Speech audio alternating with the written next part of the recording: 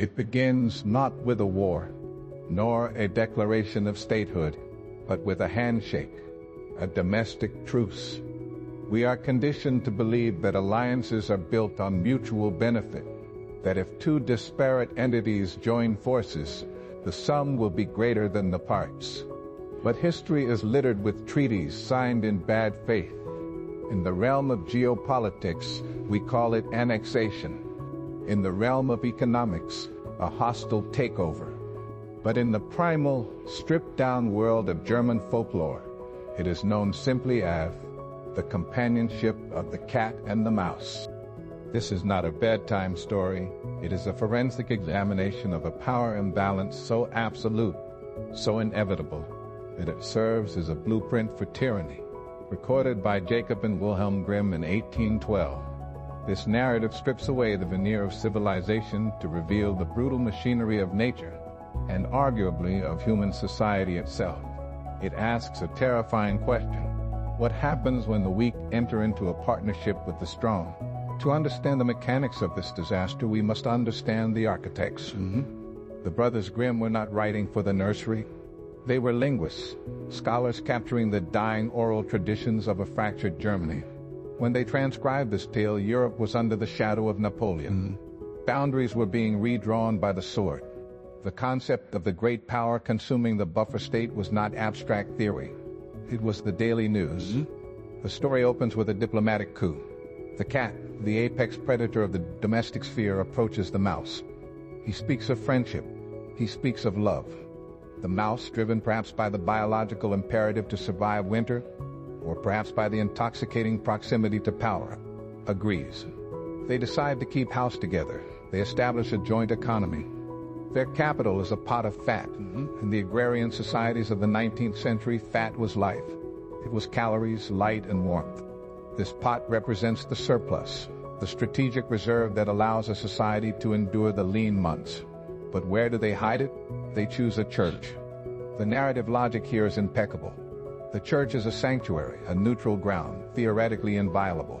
By placing their wealth under the altar, they invoke a social contract. We will not touch this until the direst moment of winter. It is a mutual defense pact. But the cat, representing the entity with superior force projection, has no intention of honoring the treaty. Here, the economic partnership dissolves into embezzlement.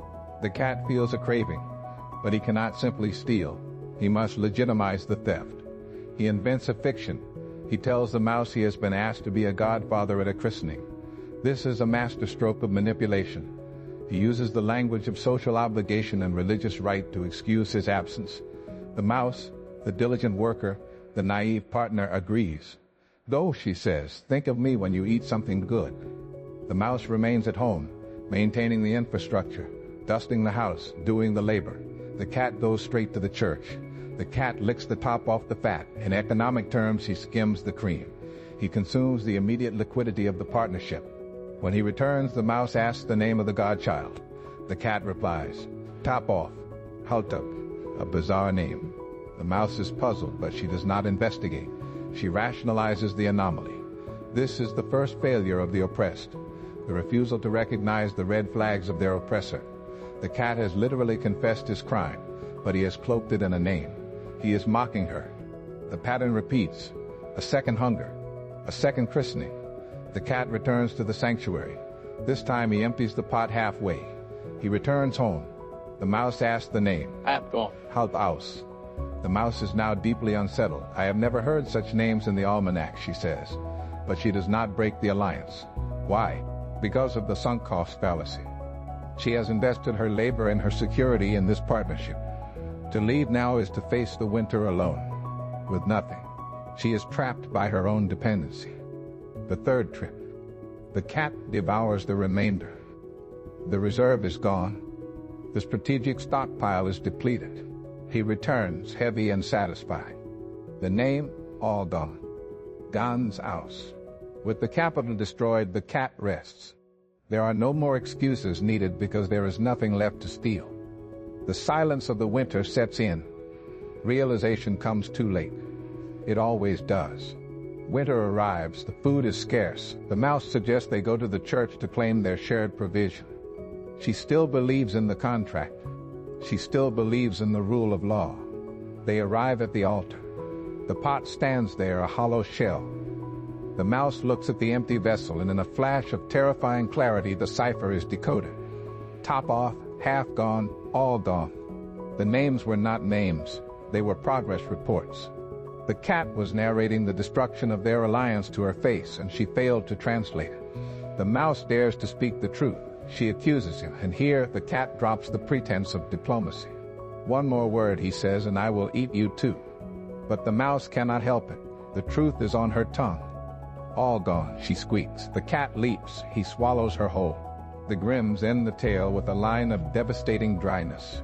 "You see, that is the way of the world." It is a brutal thesis statement. It suggests that this outcome was not a tragedy, but a mathematical certainty. When a sovereign nation relies entirely on a predatory superpower for defense, the result is annexation. When a small business merges with a monopoly without safeguards, the result is liquidation. The pot of fat is every resource curse in history. It is the oil reserves of a developing nation managed by foreign interests. It is the pension fund raided by corporate raiders. The structure is identical. The predator invites the prey into a system of shared risk, consumes the shared assets using the confusing language of bureaucracy, legal loopholes, complex derivatives, christenings, and finally, when the assets are gone, consumes the partner. The mouse's error was not in trusting the cat's nature. Cats will be cats. Her error was believing that a signed agreement could override biological and structural reality. She believed that the sanctity of the church, the institution, would protect the fat. But institutions are only as strong as the entities that enforce them. In the end, the story of the cat and the mouse is a warning against asymmetric alliances. It teaches us that in the absence of accountability, partnership is merely a slow-motion ambush. The mouse provided the home, the cat provided the hunger, and when the fat is gone, the partner becomes the meal. That is the way of the world.